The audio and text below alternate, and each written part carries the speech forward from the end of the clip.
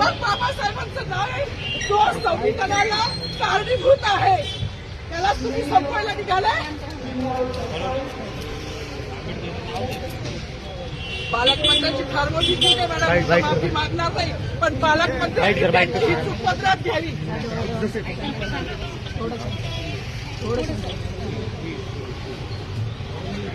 मला मीडियाशी घेणं नाही मॅडम, मला सस्पेंड केलं, मी मालूचे गाड्या उपसी, मी माफी काम करीन, पण बाबासाहेबांची ओळख पुसून येणार नाही. मला सस्पेंड करायचं करू शकता मॅडम. बाबासाहेबाला संपवायचं काम करायचं नाही.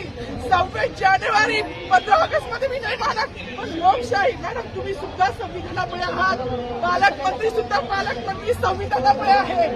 कोणताही जाती भेट नाही, सगळी समानता भेटली आहे. बाबासाहेबांचं नाव आता तरी भाषणात येईल, मग तरी भाषणात येईल. ज्या लोक संविधानाला लोकशाहीला कारणीभूत नाही त्यांची नावं वारंवार घेतली गेली.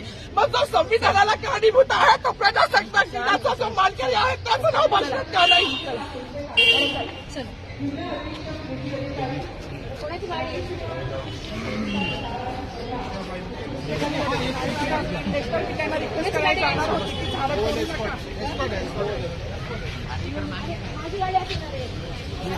थोडी